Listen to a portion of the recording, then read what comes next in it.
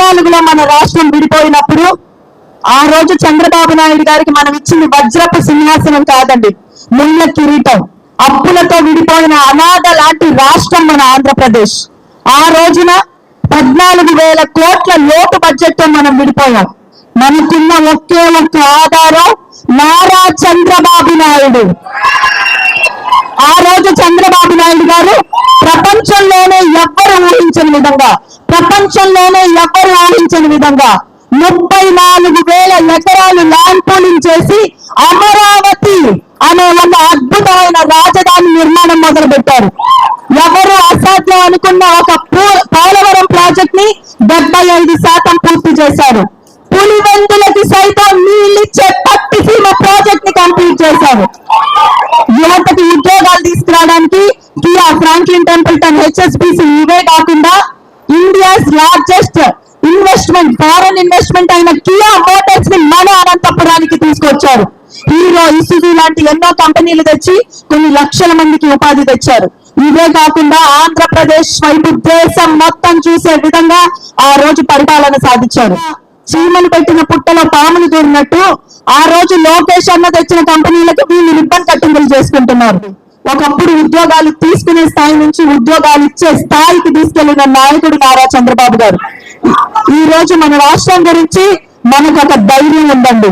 ఎందుకంటే మనం ఒక అడుగు వెనక పడ్డామే కానీ మనం కింద పడిపోలేదు. మనల్ని కింద పడిపోకుండా పట్టుకున్న ఒక నాయకుడు ఉన్నాడు. ఆయన పేరు చంద్రబాబు నాయుడు. ఈ రోజు చంద్రబాబు నాయుడు గారికి తోడుగా అగ్నికి వాయువు తోడైనట్టు పవన్ కళ్యాణ్ గారు తోడయ్యారు. మనం అందరం కూడా ఒక విషయాన్ని గమనించాలండి. ఆ రోజు అన్యాయంగా చంద్రబాబు నాయుడు గారిని 53 రోజులు జైలు గోడల మధ్య నిర్బంధించారు. ఇన్ని లక్షల మందికి ఉద్యోగాలు, ఉపాధి కల్పించిన చంద్రబాబు నాయుడు గారిని అక్రమంగా జైల్లో నిర్బంధించారు. ఆ రోజు ముందుకొచ్చి నేను కూడా మీతో ఉన్నాను అని చెప్పిన నాయకుడు పవన్ కళ్యాణ్ గారు. ఈ రోజు తెలుగుదేశం, జనసేన, బీజేపీ జెండాలు వేరైనా ఎజెండాలు ఒకటే. ఆంధ్రప్రదేశ్ అభివృద్ధి కూటమి ఎజెండా అని మీ అందరికీ తెలియజేస్తున్నా.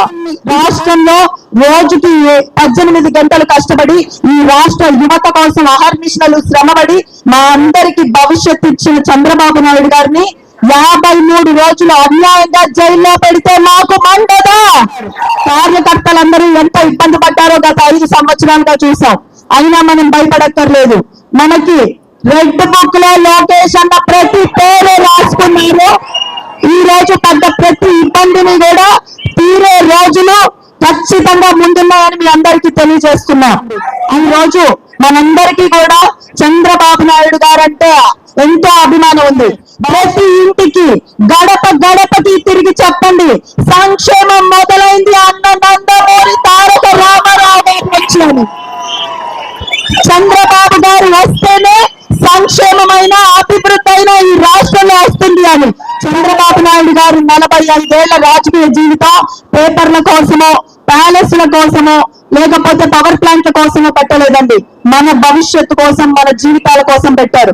ఆయన మన కోసం ఇప్పటి వరకు నిలబడ్డారు. ఇప్పుడు మనం ఆయన కోసం నిలబడదాం. ఒక్కసారి అందరూ